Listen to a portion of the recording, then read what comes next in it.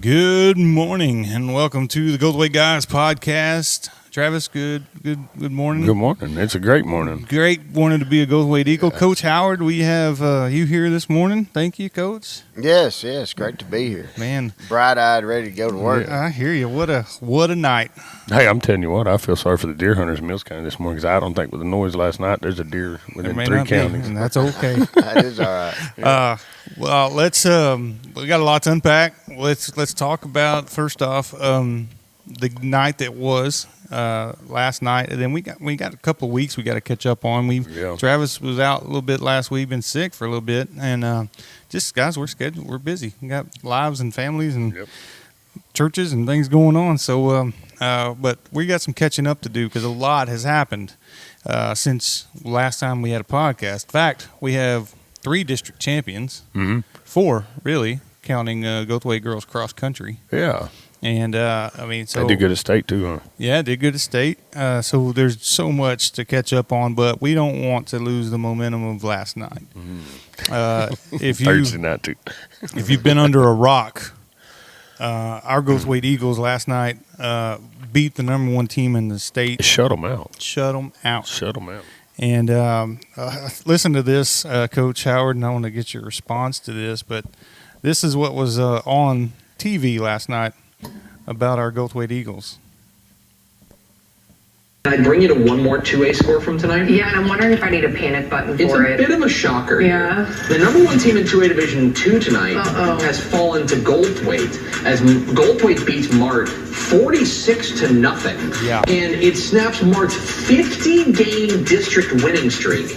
And I'll just be honest, this is a real head scratcher to me. Now, I think Mart has shown some flaws at times this year, and I think to borrow a phrase from Mark Simpson, nobody's perfect in 2A Division 2. But what I will say is that, so Mart still wins the district because they had run away from the district, and they win District 10 2A Division 2.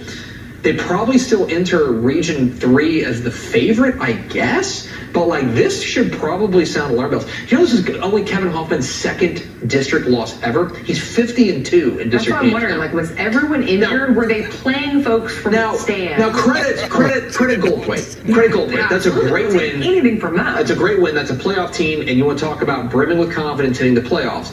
But that's a real head scratcher, and I'm going to call around tomorrow and just see what's going on down there in Mart. Just see what's going on. Maybe, who knows? Who knows? If they don't wake up after that, but I do not envy the team that would have to meet them next up. It's not just the loss; it's the margin. There's just, I don't know. I'm just riffing now. Investigative reporter Greg Tepper will be on the case. Go investigate. Tomorrow. You can find more at TexasFootball.com as we continue. So what do you think about that, Coach? Well, he said, I'm going to call around. Well, call me. Yeah. Call me, and it was lopsided. Our guys put up. It was 40-0 at halftime. Yeah. Sure. And it was lopsided. And call me. And that's the thing that everybody's in shock. Except the guys in our room. That's right. Except the guys in our locker room. And I'm gonna get emotional talking about it because. Yeah. Hey, what was it like in the locker room at halftime? Well, it was business. Yeah. There wasn't. And our coaches did a good job before I got in there. Of honing them in and letting them know. That we still had a whole half to play. We won one half. We had won one half. And we went straight to the board, and we knew they were going to make some adjustments. We needed to make some adjustments, and it was all business, and just like it always is at halftime. And our kids were focused, and we told them nobody's won a game yet. And you got to go back out and you got to go win the second half. But that's exactly the day of realignment. Yeah. And that's what it's not about Friday. It is about what happened Friday night, but it's a lot of it goes into what happened on Friday night. Yeah. Because the day of realignment, I get back, and we're on the track that day, Mm-hmm. and our kids, I hear them talking. Man, we got Mart in our district. Mm-hmm. Yeah. And right then and there, we squashed that attitude. Yeah. And I said, you're going to hear it at home. You're going to hear it out in the community. You're going to hear it outside of here. You're going to hear it in the state of Texas. Yeah. You're going to hear it on social media that we can't play with those guys. And I'm telling you right now, if you believe, then you can. Yeah, that's right. And that's been the process of the season and the program, all the way up, is that why not us? Like, why not us? Why can't we do that? And so it was all the kids buy-in, and when you're playing them, because we haven't played against the number one team in the state of Texas. Sure. We haven't done that, and so is there a little bit of question in my mind how we're going to approach it? Absolutely, but I know what we've told them. I know what our kids have bought in throughout the year, and they just executed it. We seen last night what they're capable of. Yes, and beat Coach, anybody. a couple of things. That when I remember that day of the realignment, all over social media, all the naysayers, all the ones that are going on, and that's fine. Oh, look at y'all are going to get destroyed. Mm-hmm. Well, hey, shut up, because we're here. And last night was a program-defining win for you and the Goldthwaite Eagles. And it was, I've been here a while, and that was one of the most dominating. And I was in the press box with Mr. Bill and Chase and Richie, and Mr. Bill looked at me and said, "This looks really, really different. This looks like we'll talk about the Bremont game. We'll talk about the Wortham game. Last night, our defense looked totally different. Freaking squashed them. Yeah, you want to speak to the defense and what that looked like? Absolutely. When it was, we kind of changed some things defensively, scheme-wise, which we always do. We do week in and week out, to stop their strengths, and then utilize, the strengths of our personal kids, our kids in our program. And, we knew where our struggles were throughout the year, and here's the deal, like, defensively, we've had the ups and downs on the year, offensively, defensive, special teams, and you grow from those. And, to me, losers have failures and they don't find a way out of it. They quit on it, right? And our kids haven't quit on it. Yeah. They're winners because they just keep going back, and we can continue to try to find something to improve on each week defensively. And our kids have done that, in the passing game we've done that, in the run game we've done that. And so it's good to see it all come together and come to fruition because and that's what we, Coach Leonard and I talk all the time, defensively, offensively, all that stuff. And it's all going to come together. We just got to stay at it. We got to keep working at it. And it's gonna be our finest hour one day. Well, there you go. And you're talking about queuing in on it right at the right time. I mean, here we are a week out of the playoffs, and you have, like I said, not only a year-defining win, but a career-defining win for you and the program. And like I said, if we were in college right now, we would have stormed the field, tore down the flagpole, and had a parade down Fisher Street. I wanted to go do donuts in parking lot last night. My daughter's on the sideline, Addison. Yeah. And it was her last, senior night for her and all those seniors. And she said, "Dad, are we storming the field?" That's just what she said. I said, "We storm." Come on. Yeah, let's go. Tear down those goalposts. We can put new ones up. We'll figure it out. Yeah. So turn the bleachers over. But that's what it felt like. It was like it was an upset. But I want to just kind of get into the game with you because I think right off the bat, coach's decisions set the tone.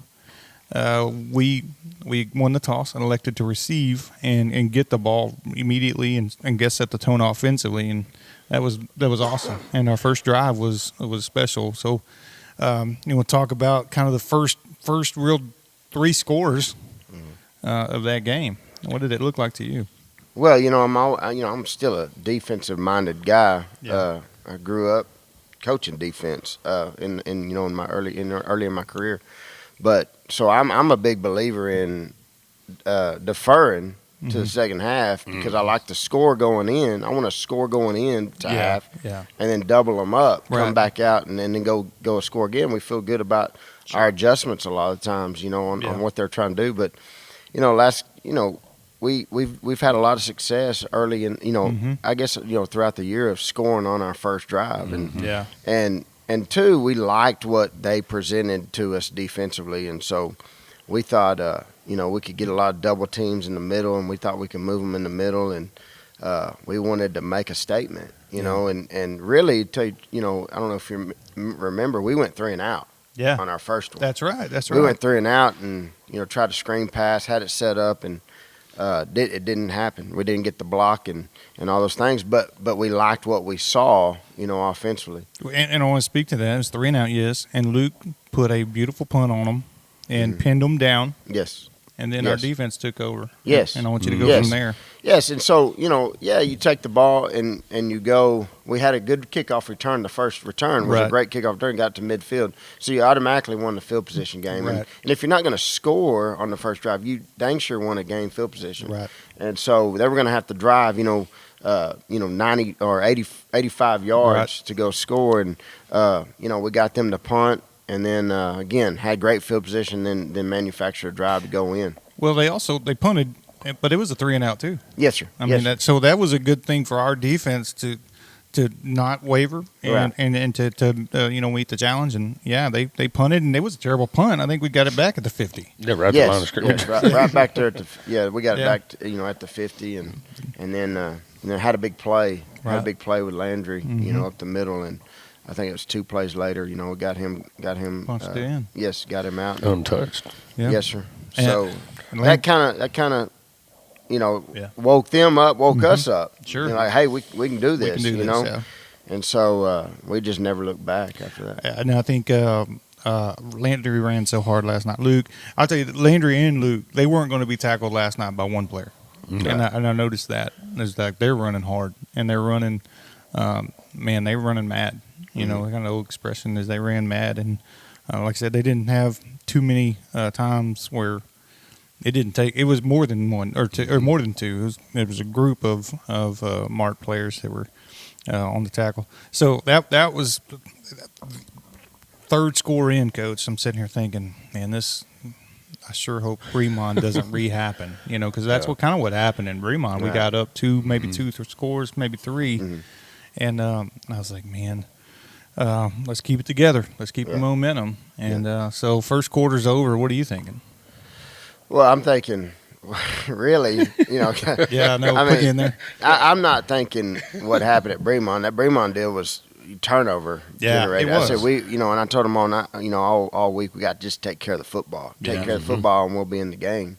And we did, and we eliminated penalties. Yep. But really, what I was thinking is, we're going to rout these guys. Wow. I was really thinking that's the way I felt, like with our kids. Like I can tell a lot by the emotions of the kids. Body language, how the huddles are, what the sidelines like. I could tell a lot. Yeah. I mean, even what our managers and signal callers are doing. There was just energy. It was a vibe last night. Yeah, it was. And I thought it was felt all the way to the press box. It was. Yeah, and you think you go in at half and you're thinking, okay, this is one of the best teams in the state of Texas. They're going to respond. I mean, they have a great program. They have a winning tradition. They know how to win. How they're going to respond coming out. And so we were trying to gear them up and get them ready for that. And to that point, Coach, they haven't, like the video explained, that they're 50-2. Yeah. In district, they don't lose. Like that's something that. But I think it was kind of incredibly, poetic, if you will. The 2009 undefeated Goldthwaite Eagles state champions were getting recognized at halftime, and we're doing something special on senior night, blowing out the number 1 team in the state that hasn't lost a district game in years. And I think it was just like everybody in the community, I think, felt that state champion vibes again. Yes. And that's encouraging. I hope so. Yeah. And so, again, the adjustments like you talked about, halftime, when did you feel like they said they threw in the white flag? I don't know. I'm so focused on us, I don't know. I guess at halftime. Yeah. I don't know what went on in their locker room at half. But we came out and we just we wanted to of course play great defense. Yes. And then we wanted to snap the football with 5 seconds on the play clock and just take control of the game, and knew they couldn't get back in it if we did that. Yeah. I want to speak to something that I was very impressed to see, and the adjustment in the passing defense has been. I know you as a defensive back in college, and also just being a defensive-minded coach, had a hard time watching our pass defense in the last 2-3 weeks, with Bremond and Wortham, throwing over the top and getting those big long plays. That didn't happen last night. No, I told Coach Landers, I said, we just need to fire our corners coach. That's what we need to do. And that was you. That would be me. I'm the corners coach, and we need to get rid of that guy. No, but you take it personally. Yeah. And I take it personally. Yeah. And but those are our kids. That's who we have, and so we got to fit it to their strengths. And I think that's what we did. We've gone to some zones, more zone coverages, and we've gone a little bit more help over the top. And when you do that, you sacrifice some things, in the box. Sure. But that's our strength is in the box, and so we've pulled some guys out of the box, and we've spread them out a little bit more, and that was our adjustment, and we've grown, and you look at the Wortham game, Bremond game, they were open, and they beat us. They're fast. Yeah, they were. And then the Wortham game, we made some adjustments, and we were more zone oriented, but we were there. We were there. We didn't make the play. Right. And so the next phase of it was, okay, how do we make the play? Yeah. No, it's there. So now, we've got kids that are there and we're making the play. Slade Allen. Big interception last night. That was huge. And he played it exactly right. I know people probably think, well, there was a guy behind him, but he was in an underneath zone. He was in a cover 2 zone, and then he came off of his route to get under that route and pick it off, and it was a great play. And just things like that, man, you get guys, everybody in our program just believing in themselves and doing their job and doing their 1 of 11 that we talk about. Just do your one. Yeah. And as good as you can, and we feel like it could always be good enough, and it all gelled and came together. Well, I think I saw that, and again, the corners played outstanding. Case and Wiedebusch on one side, Slade Allen, and not only that was the impressive thing too was the safety help coming over the top, not allowing the big play, the run, the over the top play, and just being there in the right spots, and that allows Slade to come off that guy and make that interception because he knows he's got that backside help with Aiden Lee and Landry Sanderson. I think Luke was even back there in the back a little bit. Yeah, Scott. Yeah, Scott Reynolds. Yeah. And we got Luke out of the out of the linebacker position, put him at like a safety spot, and he has a lot of freedom to play the run, right? But he can help on the pass as well. So it's a good adjustment. Coach Landers, dissected that deal and just put our kids in the best position to be successful. And I will speak to this, and Travis, I want you to chime in. But I think, did we change our defensive scheme last night? I know we do every week. Yes. But it was. I felt like last night they had been watching a season worth of film on Goldthwaite and how we play defense. And we came there last night, and they didn't know what to do because it was a totally different defense. And they're like, whoa, this is not what we've seen. Right. And they couldn't adjust. Right. Yeah, we did. We went to a 3-man front, and again, pulled Luke out of the box, put him at the free safety. And you're seeing this defense a lot in the college game right now. TCU made it kind of famous a few years ago. Iowa State started it. But a lot of people have picked up on it, and it looks light for the run. Like it looks like you're not going to be able to stop the run because you got 3 men down there and one linebacker in the box. But through reads and keys, these guys back here fit really fast. And if they'll get downhill and fit really fast, our linebackers and Luke back there at safety, then you can. It's good against the run as well. Yeah, they get in the box pretty quick. Yes, if you have guys that'll get downhill, and that's what we preached all week. Monday was not a good day. We're like, man, what are we doing? It's just what we need to be doing. And then Tuesday picked up. Our kids were fitting a lot better, and they just needed to see it. And then Wednesday it was really good, and so we put it on the field on Friday. Did a damn good job. And I tell you what, they looked like they'd been playing it all year. They didn't miss a beat. All of them stayed in their lane, so to speak. And it was like a mob tackling last night. Yes. It was. It really was. I would make the announcement. So and so made the tackle, but there was 5 in there that make helping them. So yes, but that was big. Good stuff. Yeah, and Senior night was big. It was it's emotional. I know this is your first senior with mine. Who all Yes. slept on the field last night? Sir? Yeah, who all slept on the field last night? Nobody there. Lights are still on. Little wet. Yeah. But it was one of those traditions that's special to Goldthwaite. We recognize all the fall seniors. Wait, the senior last game on home field and then do something like that, dude. That's Yes. just freaking awesome. I know. And that's a memory that those seniors will forever hold. Oh, yeah. And they might not have had the Yeah. district championship this year, but they, you know what, this is a memorable season for that alone. So yeah, that was big. And then, like I said, the senior night, we recognize all the fall seniors. That's cross country. That's football and cheerleading. And that was neat. And then, of course, real special, the senior walk. And we started this tradition, I guess, 5 years ago. Yeah. And I think it's just really special. I wish more fans would stay and watch that, just to kind of to appreciate those seniors. Your oldest is a senior, right? Yes. Is Yeah, there Addison. Addison. Addison. I get them two mixed up. Yeah, and I do too. right. I can remember especially when they're in Grant's trouble. name. Yeah. But yeah, it was a special night all the way around. And Coach, we'll get into the playoff situation and what that looks like here. Maud at Corsicana. Is it Maud? Maud. Is that Maud at Maud. Corsicana? Yeah. Maud. Friday night. So let's take a break and we'll talk about the playoffs coming up, and then we'll talk about the Thursday night champions, Yeah. because we have a lot of district champions on Thursday night. So, Yes, sir. all right, we'll be right back.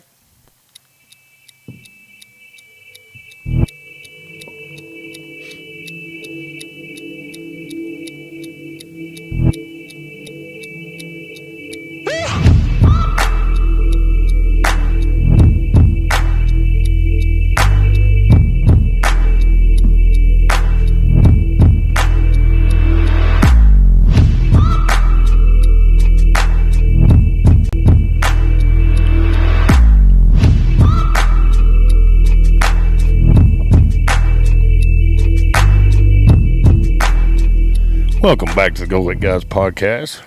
Joining me and Russell today is Coach Andy Howard. Head coach of our Goldthwaite Eagles. And Coach, welcome back to the podcast. This is your third podcast. Yes, sir. Here, and Yes, sir. it's been good. You were the inaugural guest on the podcast, and little did you know then it'd be the top podcast in Goldthwaite. Yeah. And it's because it's the only podcast in Goldthwaite. That's right. So we call it number one. But then you were here for about softball at the end of the school year last year, talking about that. And then you kind of gave us a rundown of what Goldthwaite athletics is going to be looking like this year.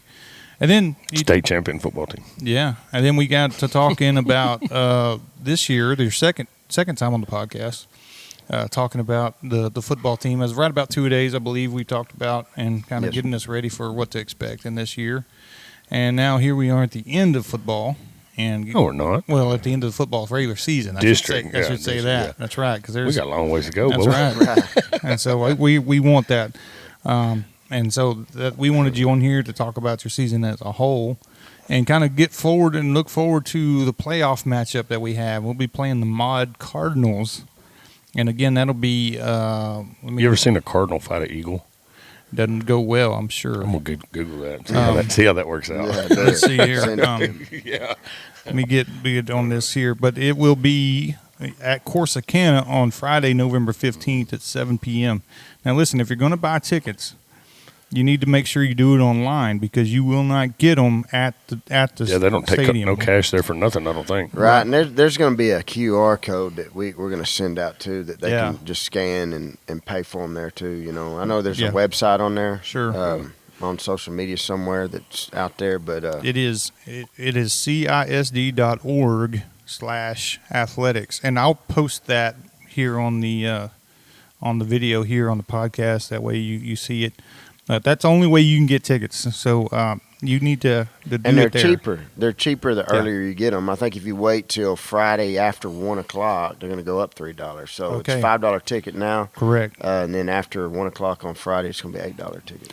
So what me and Travis want to do is we're going to try to get there a little early. Yeah. And do a live podcast Sweet. at the game. and talk, kind of get a vibe of what's going on there, and talk to fans and Goldthwaite Eagles, and then we may do a little halftime intermission, and then we'll do a post game wrap up on the 15th. This will be our second time to really go live, and we'll see how that goes. It's always a question of getting it done, and the ability of our technology and our feeble brains to pull that off with me and Travis, but we're going to try that. Pull it off this quick. Yeah. So that's going to be November 15th, and that's guys, we've got to show up. Parade out of town, and painted window streamers, flags. That's right. The whole 9 yards. I'll escort them there on my motorcycle. And I tell you what, you've seen that support through the community and the flags on Friday nights. Tom Guthrie puts those out, and then the storefronts that have been painted up, and that's just been really neat. So, Coach, what can you say about our Goldthwaite fans that have been that's been stood out to you? Well, we can't. It's definitely a part of the game. They play a role in the games, and and the tradition, and leading up to the games. The support. During the week as well. We have moms that take care of our guys throughout the week, and I'm gonna tell you that they're some of the best fed kids. Which we want. We want them to grow. We want them to get big, Sure. So they're fed well, and parents take care of them, community members take care of them, and their support, and there's pride, and that's why I love being a Goldthwaite Eagle, because there's a lot of expectations here, and there's pride here, and that's what I want to be a part of. I'm gonna go ahead and take a vote and go ahead and call it, but probably the most dedicated fans I'm gonna have to say is Jan and Fred Greenway. Oh yeah, Thursday and Friday from Abilene. Don't miss one. there's the grandparents stuff, but as far as the distance they drive, and they're every dang time. And that and that's a shout out to a lot of grandparents, and you know who you are. I'm thinking, of the Patricks. I'm thinking of the Halls. Your family. Yeah. They trap. Don't matter how far. Right. As long as their kids are playing, they're going to be there, and. It's special, and it means a lot. And I know we're leaving a bunch out, and I'm not trying to, but we have a wonderful support system here, and I think that goes a long way. I just like to get out and loud and yell stuff. I don't know what I'm saying. Well, we need you there. We need you there. I've never heard you. We need people like Stacy Hodge that gets loud and proud, and she's here now. She's the Goldthwaite. That's Simon's mom. Oh, she's my spirit animal. She is. So here's one thing I wanted to talk about. There is a fundraiser going on right now at GHS Makers Club. They'll be taking orders until November 19th, and what they're doing is, I believe it's the cheesecakes. Let's see if I can get this right. No, they are making personalized wooden signs for $75. The signs will be made of pine and stained with early American. I guess that's a kind of stain, and it will be 1 by 12 by 3 by 1 or 1 by 12 by 4, depending on the length of the name. The letters are made of a 1/4-inch birch plywood. And they will have blocks or blacktop. I'm trying to read this as I'm blind, guys. They will be blacktop coat, and the sides are laser burnt. So I see one of these signs, and I'll try to put it on here, guys, so you see it. If the name ends in an S, they'll add. We will add the word family before established, for example. So anyways, I'll just give you a picture of this. So it's the Timber Traditions GHS Makers Club, and they are making signs for your family. It's a pretty good idea for Christmas, and it's just really neat. Also, kudos to them, Miss Walson, and I will make sure that we advertise this as we're doing now. But yeah, go support our GHS Makers Club and their fundraiser. There was another cheesecake fundraiser going on last night that was pretty neat. $30 cheesecakes, New York, sugar-free New York, lemon raspberry, pecan, and then something else.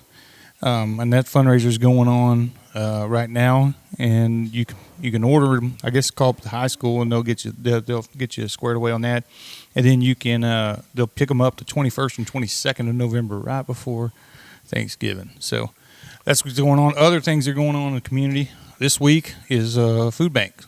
Right. There's no reason to ever go hungry or to not have food in Goldthwaite, Texas, or Mills County. And if you have a need, we will be here at the church at 10 o'clock on Tuesday, and the Evangelistic Center at 10 o'clock. And they last a little longer than us. Same day, same time. And like I said, they last a little longer than us. But you can come here, get food, go there and get food. And that, I'm telling you, it's a lot of food. But it is first come, first serve. So the way they gauge it is the need. If there's 100 people show up this week, they plan for 100 people to show up next month. And then if there's 150, guess what? They're going to run out of food. So that's how that works. So get here early. Make sure you get yourself set up. And like I said, we want to take care of our community, and we always do. But that is coming up this Tuesday here at Western Heritage Cowboy Church and the Goldthwaite Evangelistic Center. And anything else going on in Goldthwaite? The businesses are doing this stamp your card. Every business put in your name on drawing prizes for. It's a shop small. Hang on a minute. Yeah, shop small Saturday. Businesses are doing stamp your card at every business to put your name in for a drawing for prizes, giveaways from each business. They're giving the week of Thanksgiving. Yeah. Okay. The week of Thanksgiving. Yeah. Shop local, and they'll stamp your card and put you in for a drawing. And we may try to do a local or a live podcast then as well. We're looking for a business maybe that would want to do that. We'll get more details from that. That's on a Saturday?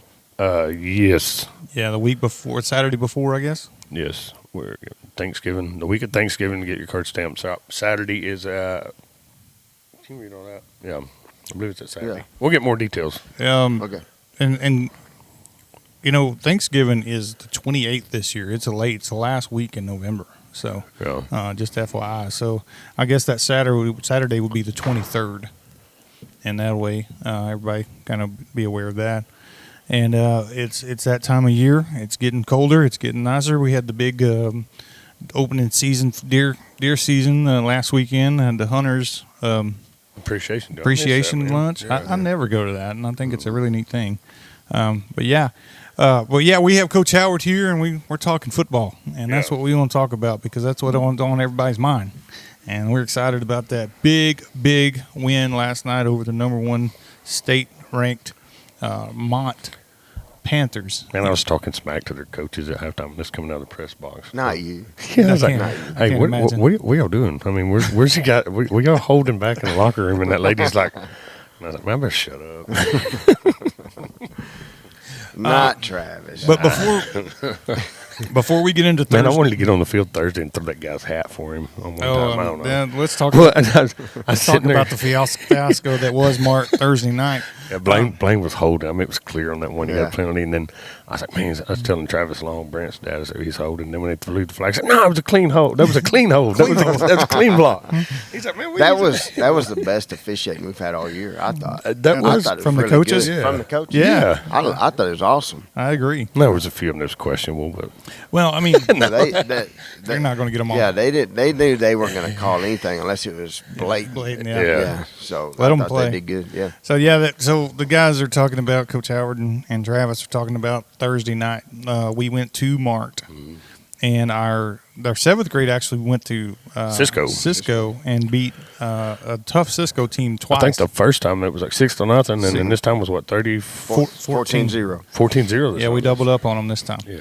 And that was big, because that's 7th grade. Yeah, them boys are pretty tough. And I'll tell you another thing about the 7th grade boys. They have allowed 2 touchdowns all year. Mm-hmm. That's incredible. Yeah. JV's allowed 3. I think, right?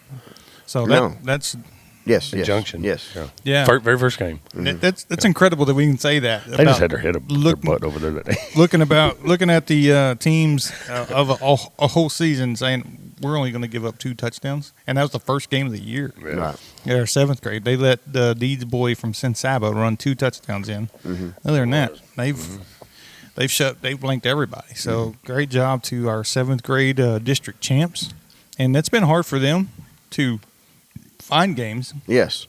Yeah, it's tough, coming in this, Yeah. Division II. A lot of these schools just combine them. Yeah. Like we saw the other night with Mart. But yeah, it's been tough finding them games. But we found them some, and we definitely want them to play. But they prepare. That's what I said most. I'm proud of the wins. But what I'm most proud of is you never batted an eye to come. Show up at 6:30 every morning and go to practice. And work at it. They just show up. And to that point with Mark, we show up there Thursday night, and there's 35 kids on their sideline, and that's baffling to me. Why they wouldn't make 2 teams, right? And let us, unless they just have a bunch of 8th graders and not that many 7th graders, right. But let us play. No. I felt like they had enough to play. I don't know, maybe. Yeah, we're not in control of how other people run their program, but we just believe in every kid getting on the field and playing and feeling like they're a part and and having a role, and that's the only way you grow as a player is to play the game. Mm-hmm. And so, even like the other night with the JV, we had we had 12 dudes out there, but we're gonna play, and they called me the week before, hey coach, you still have enough? I said absolutely. If I've got 11, we're playing. That's right. And we can beat you with 10. yeah. And so, early in the week I thought we might have to do that. We had a couple kids sick during the week, on the JV, and so it was like, we're gonna go with what we got. Yeah, and, sure. And we're gonna play. These kids deserve to play. They work at it and they practice and they show up and our coaches do too, and sure. all the coaches want to go play as well. We want to call offense and defense and have fun. I love Thursday nights. I love it, and it fires me up. I love it that the fact that we have 3 football games going on. First of all, and then our coaches are coaching, and we've got kids playing, and we're winning, and that's right. And it's a lot of fun on Thursday nights, and I think it's contagious.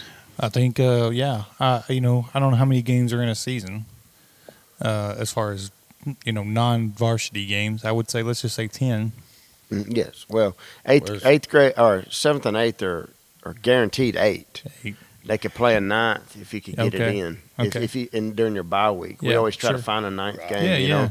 And so we didn't work that out. I think we had 8 and 8 for those guys this year, But anyway, I know we missed some JV games where JV had to move up to varsity. I don't think that happened twice or maybe 3 times. Yes, we knew about the Hubbard and Meridian deal going into district. Yeah. And then Was it fraud? our kids got to play a lot, with Hubbard. In the Hubbard deal, and so that was big. I thought the Meridian, if we could imitate that again against Meridian, get them in some more, which we didn't get them in as much as I wanted to. But the Wortham deal was the week of, and so it was tough to find something. And I hate that. I don't ever want kids not playing. Right. And we'll always try to find a way to get them on the field. But just to put it in perspective, Coach, as a program, we have 2 losses in district. Yeah. Yes. What's our overall record in varsity level? I was just looking at that. It's 6-4. 6-4. So let's take those 4 losses and 6 wins. As a program this year, we went over 30 and 4. Nobody in the sub-varsity level lost a game, and most of them weren't even close. Right. Most of them, but there were some good ones. 6-0 against Cisco for our 7th graders. The crazy game that was against Bremont in our 8th grade. Walk-off win. Yeah, a game I'll never forget. I don't care. Was that at Bremont? No, it was here. Oh, was it? I missed that one. The 8th grade. That is over there. That is. Right? Yeah, y'all were there. JV. Where did JV play? Bremont. Here. Oh, we was all 3 here. We were all 3 here. You were asleep there in that time. Yeah, I you were under. We pulled that sucker off with 4 seconds left. Yes. Yeah. Here there's a few games that in my career, 22 years of coaching, that I'll never forget. There was one I was coaching in Brownwood, and we had a sophomore team, a sophomore, like a JVB team, and we went over to Waco High and played. We had 11 guys that night. Oh wow! And we went over to Waco High and played against their 40-something guys over there. Wow. And we had to suspend. It was one of them weeks. It was a bad week, you know. And we're going to take what we got, and we're going to go compete. And we pulled out a win. It was one of the most unbelievable performances I've ever seen. And then that night, our 8th grade against Bremont, that is a game that I'll never forget. That was that pass Blake to Patrick. Luke Patrick. Yes. Yeah. But having to make up our mind, we're going to tackle that guy they had. Yeah. You know, like that dude He was huge. He was a monster. Yes. And just Probably saying, drove to the game. Yes. Is that number 8 or 88? I think so. Yes. No, it was. I mean, he has to shave every morning. You know? Yeah. But he was. Dad, make me some coffee. That guy, that kid, and we had to make up our mind. No, we're going to stop this guy. Yeah. And we're going to enough's enough, and we ended up having him. He tapped out. He did. He got fourth hurt. quarter. He was like, no more. And I tell you, I was, of course, calling the game, but it was a group effort. And I tell you that Harley Marino came up there from that safety spot, or maybe a linebacker, but it was a secondary spot, and just would lay the lumber to him. Yes. I mean, and hard. Yes. And I was really concerned about Luke Patrick in that game because I was watching the practice Wednesday, and the dude didn't suit up. Right. He had a bad knee. I think he blew his Busted. He busted that burst of sack. Burst of Real sack. tender knee. Yeah, and that's a big deal. Yeah, he was questionable on whether he's even going to go, and that was tough. That was I mean, just for him to get out there and just suck it up and just play for his team. You know, it wasn't about him. It's because his team needed him. And we had to have him that game. Last Thursday against Mark, we didn't need him. I mean, Blake, the other kids stood up, and Harley Marino made some really good plays last Thursday. But that Bremont game, one of the great decisions I think y'all made, they were scoring. They were in the scoring drive. They were in the red zone, and we were. I think we were tied at that point, and it was like they were on the 3-yard line, and I don't know who it was, but the coach is like, "Don't tackle him." Mm-hmm. It was I think Braden Castillo was fixing to go in there and make a tackle, and they said, "Let him score." Right. And we had a timeout. Yes. Yeah. Yes. We told them brilliant. We're just going to let them in, and all they really there was a minute 40 something left, and all they had to do was take a knee. Yeah. They didn't realize it. I mean, they didn't realize it. They didn't have their old card. But all they had to do was take a knee, and it's game over. Yeah. And so we said, if they snap this football and run it, you let them in. And Yeah. so, anyway, of course, get the ball and go drive and tie the thing up. That's right. You know. Yeah. Bam. It was nuts. It was forever. Blake, and of course, you say there's games that you'll forever remember.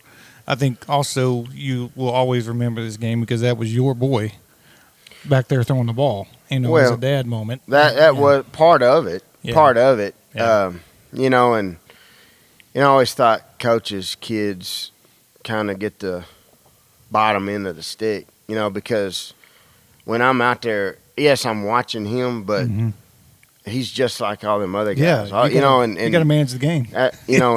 And they don't get. I mean, they don't get the father love. Like I'm still a coach out there, and so it was him, but it was just the quarterback, right? Also in my eyes, so we expect our quarterbacks to execute. On all the levels, and he did. It was a great ball, and that was actually we let them score, and then we let them score to go up 6, right? Because we were down at that time. We let them score to go up 6, we let them score to go up 8. 8, yeah. right. And then we had to stop them to prevent it on the 2-point conversion. That's to prevent them, to allow us the opportunity to even tie it up. That's right. And then we drive down to tie it up. Mm-hmm.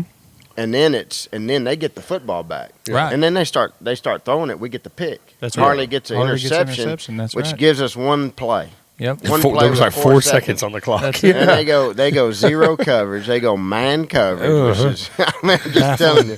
Yeah, and we just get over the top Yeah. and win the thing. And Blake threw a bomb. Yeah. And Luke, you're not going to outrun Luke. No. No. There's nothing you can throw past But there him. was that one kid at Chilton. Chilton, yeah. But that's Yes. the closest run. Yeah. Yeah, he was But, fantastic. Yeah, I'm not trying to take nothing away. No, there. that's Yeah. great. But even before that, Yeah. it was a proud dad moment for me. Yes.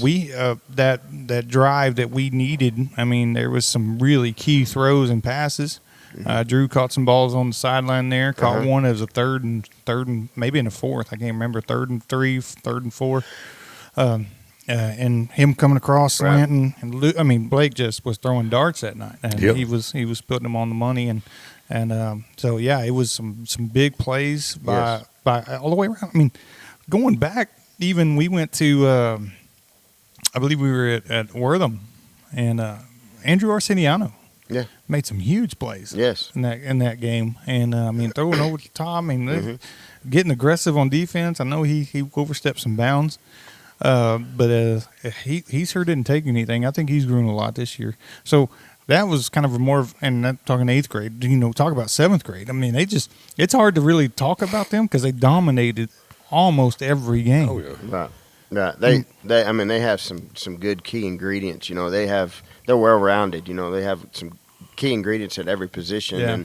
And, we saw a lot of growth in our offensive line. It's new to them. You come in 7th grade and I know they've played tackle football, but some of them have. But our schemes, like we're gap scheming, we're zone scheming, we're trying to learn the offense. Getting more complex. Yes, and so they really grew a lot, more so than any group we've had since I've been here. I thought on the offensive line, so I was really pleased with the way those guys, improved throughout the year. They did a great job. Give out some shout-outs to that. Cohen Sloan's on there. Yes. Carson Hudspeth.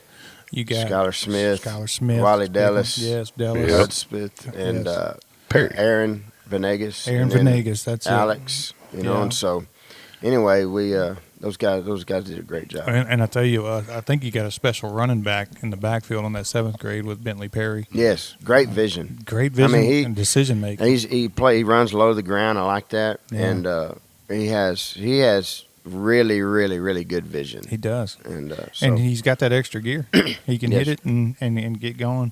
I tell you, the one that stood out to me this year that grew a lot, who is probably maybe 80 pounds soaking wet, but plays. Oh, Dylan Cash Harris. Oh yeah. Man, he put him where you want me, coach, and I'm going to go in there and I'm going to go Absolutely. wreak havoc. Yeah. That's what we want. That's what we want in our program. I just want to play. Yeah. Just want to get out there and play, and he dang sure can get out there and play. Yeah. Now he's tough. He is. He's like boot leather, and so it was good to watch them again. In 7th grade, just didn't really have much competition other than Cisco.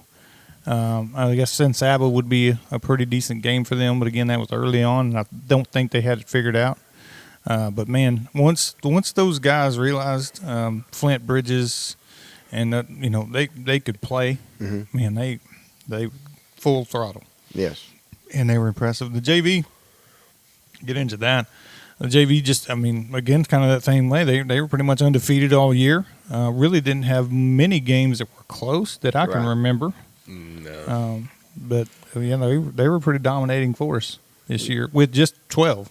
Yes. And so I think they're that JV deal. We have there's one sign in that locker room, and it'll only ever be one sign in that locker room, and it says "Play a role, do your job," and it's tough. It's tough to be a JV guy. It's tough to be a freshman. And then you start off the year with so many guys, and then guys start getting pulled up, and then you get moved to another position, and then you got to go be the scout team guy. Yeah.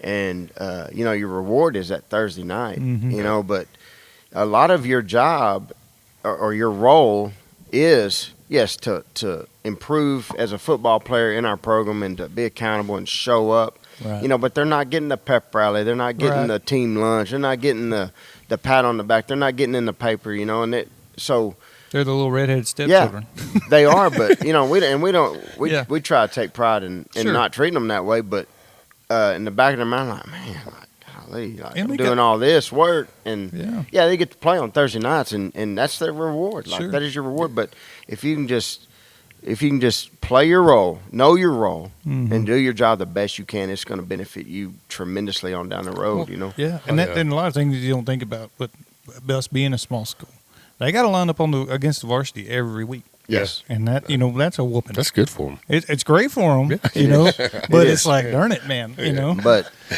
I can't tell you.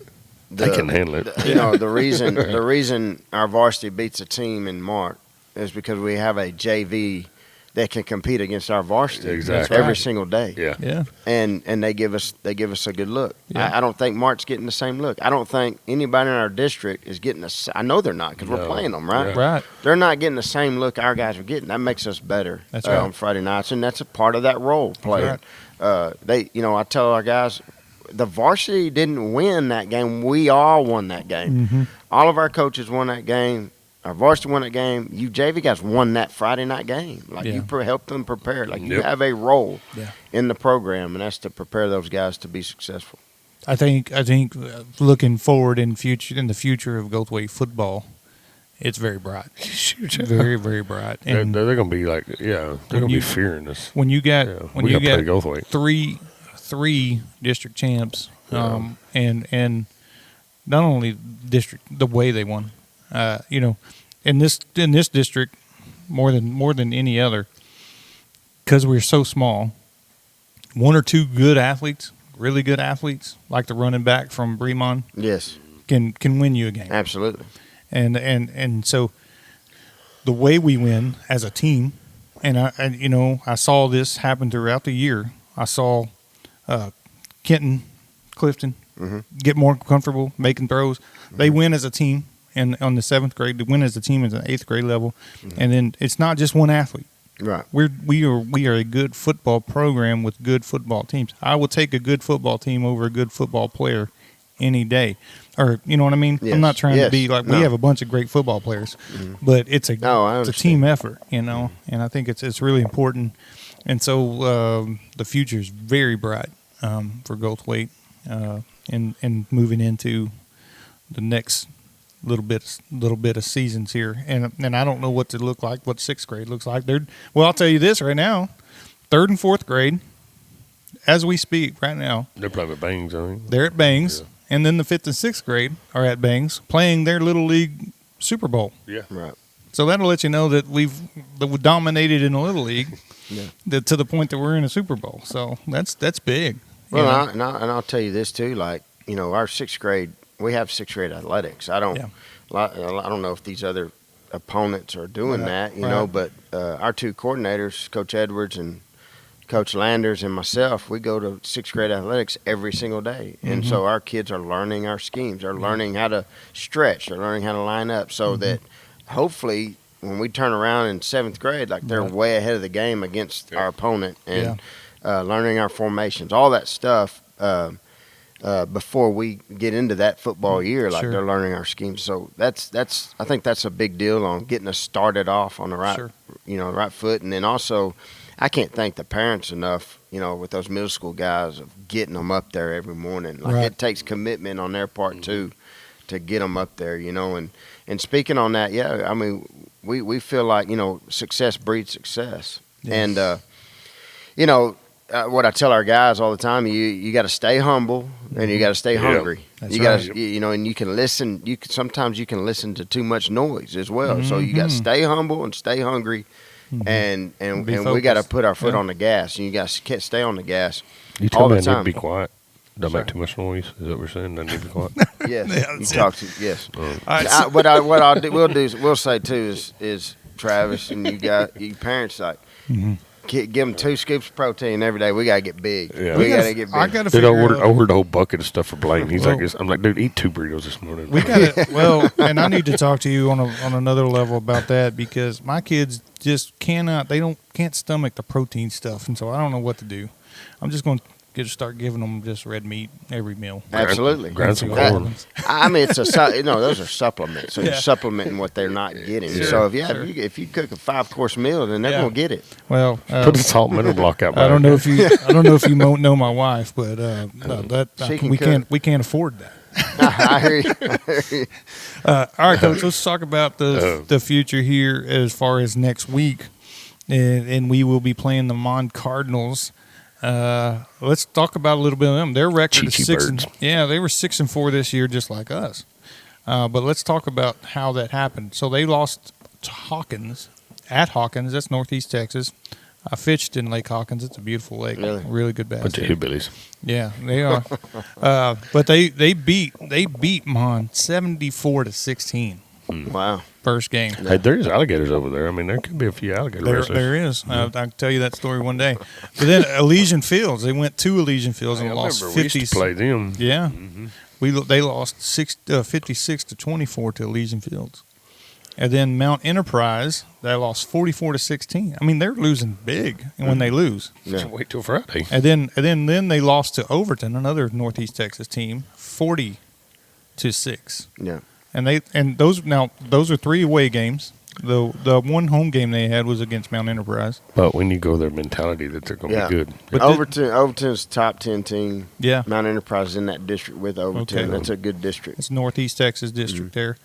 But this is when they start changing it around against, and this is their district, I'm assuming, at Detroit, 30-12. Then they play Clarksville at home, 34-22, and beat them. They go undefeated in district. So Sims Bowie, 28-12. So not dominating scores. Then Celeste, they win 28-7. And then they barely beat a Cumbie team, which I know a buddy that there's a Cumbie player back in the day. 22-20. They barely beat Cumbie. And then Linden Kildare, they dominate last night and beat them 46-0. Yeah. So that doesn't scare us. Well, I'll tell you, I can sum that up right there. You know, they were 0-4. Mm-hmm. I get this because I've talked to the coach, but they were 0-4 to start the year. They were a spread team. Okay. They said no more. So they went to the wing tee right in the middle of the year. Wow.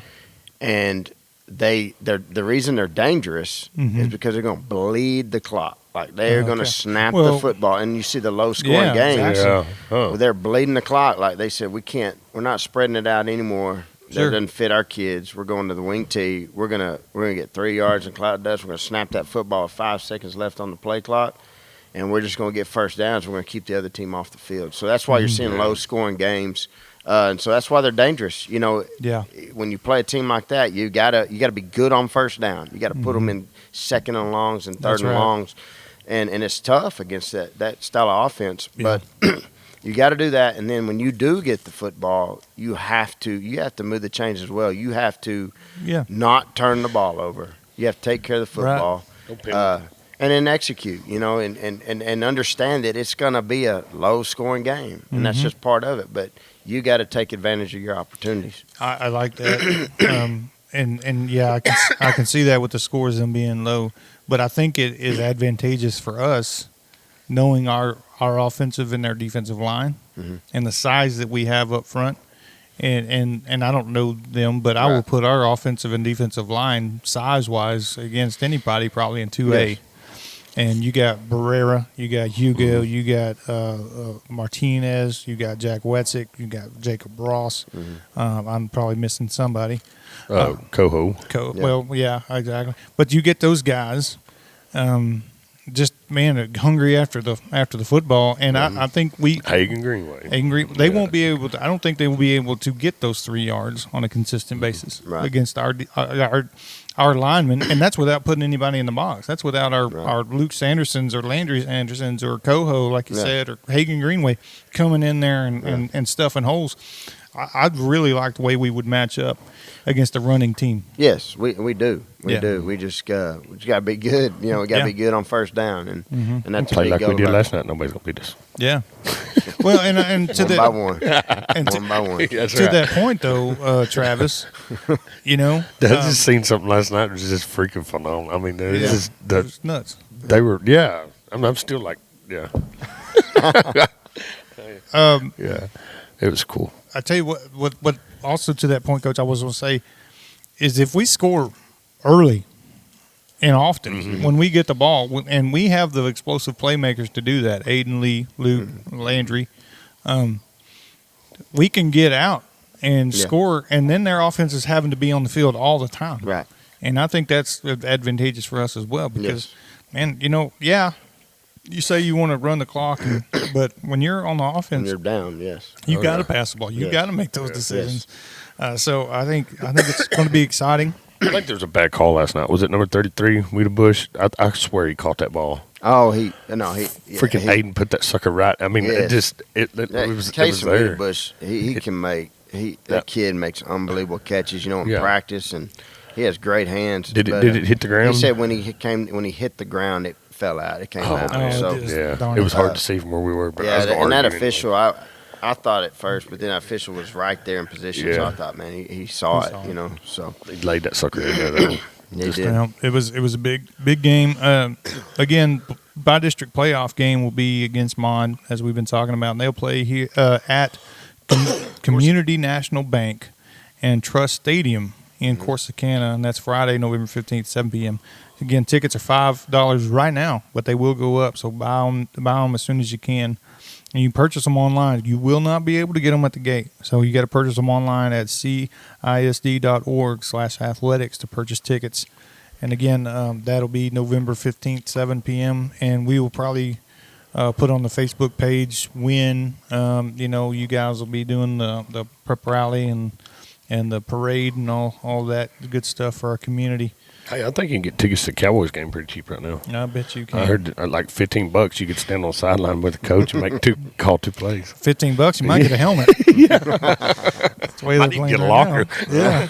I'm just playing. I'm a Cowboys I fan. tell you what, we got to get going though. Coach has got it's Saturday morning. He's got film study and talk about the night that was, and kind of get ready for next week. Coach, anything else you want to talk about before you head out?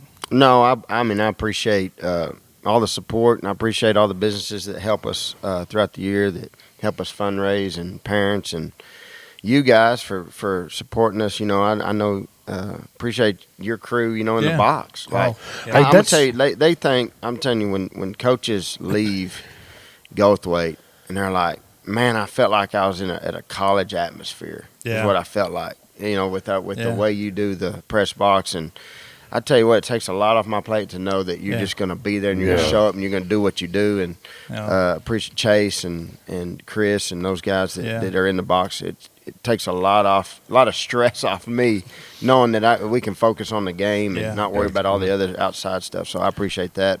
Well, that's something else. I wish last night I could listen to Tybo and Brian. I wonder how that went. that was great. I know. I know. Tybo I was listened to one game and it was on our anniversary deal, and it was like being right there. I mean, they did a good Tybo job. was But losing can you his mind last imagine night. what it was? He was. Dude, I bet it was. I had to. freaking- My youngest son Drew was. Well, on Amy the other got some side. text messages from her mom and someone else. Is like, "What's going on there?"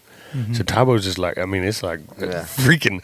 Yeah. What's going on? It's like, dude, it's just awesome. We were all giving high fives and chest bumps at halftime. It was just a total different vibe.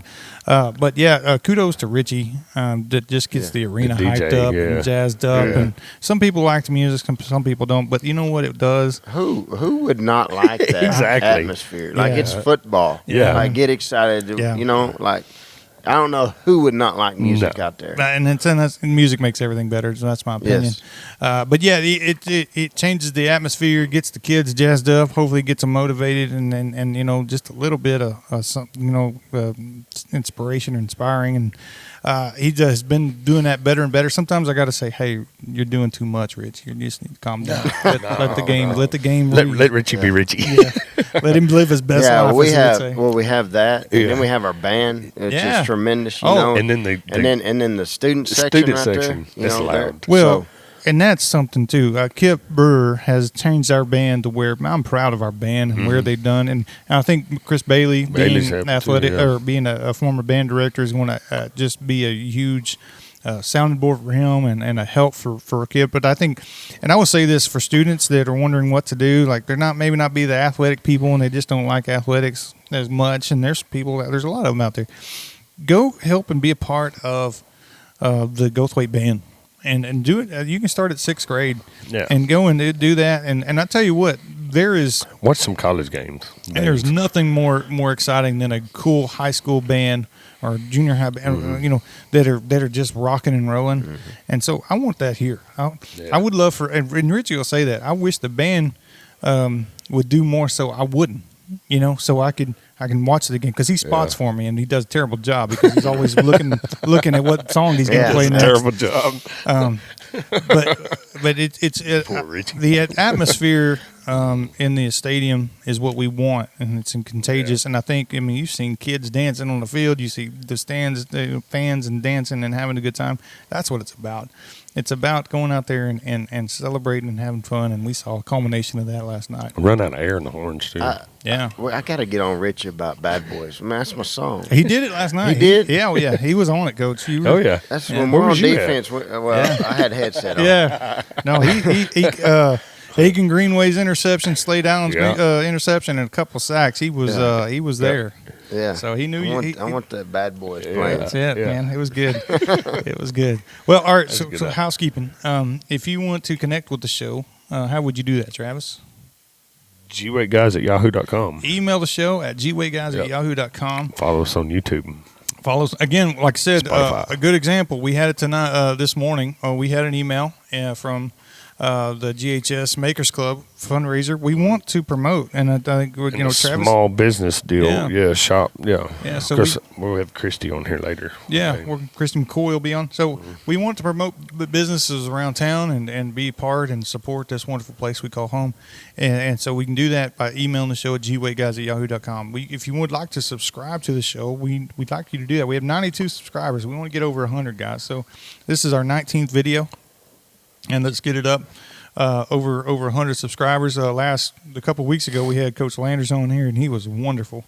It was the 13th was our last one, so of October, and he was awesome. And again, we had 216 viewers of that. Yeah. And Coach, I think your first one, Coach, was 1,000, didn't it? Oh, it's up there, 700 and something. I don't know. We'll have to figure it out. I don't want to lie to people. Well, I can tell you. Yeah, we did lie. We lied bad. Was at 570. So 570. Yeah. So if you can connect with the show by emailing us, but you can grow the show by sharing it on Facebook or YouTube or whoever you want to share it with. That's the best way to do it. And then you can, if you don't want to watch it and you're just driving down the road, you can listen to it on Spotify. And so we want to do that and continue to do that. We're going to try to do a live show from Corsicana. We'll see what that may entail. We may not, guys, so I don't want to, but that's our hope, and that we can get that done and kind of have a little pre-game and a post-game show. But if we can't, you always got the radio guys. Yeah, I mean, we're not going to take away from Tybo and them. Yeah. In fact, I'll tell you this, we probably won't post our stuff until Friday night late, that way, because if it's live, it's live. We do it live. It's yeah. So, but if we can't do it live, we may do something like that.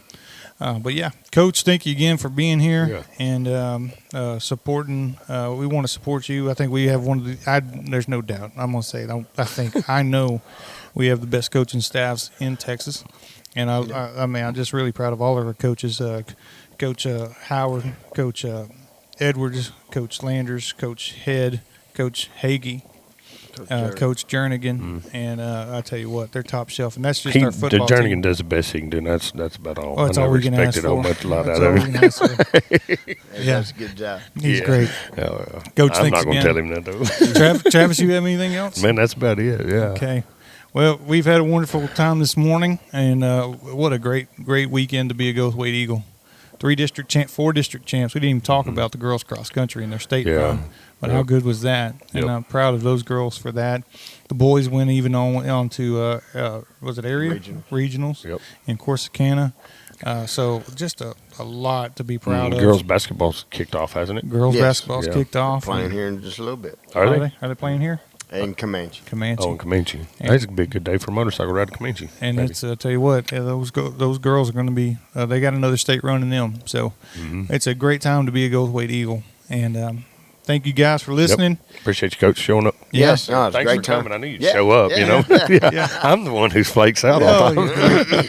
Hey, like I said, it's a good time. I love being on. Me and Travis got a lot going on, and but it's as soon as Goldthwaite gets a TV channel here, we'll be. There you go. All right, guys. Thanks again, and go Eagles.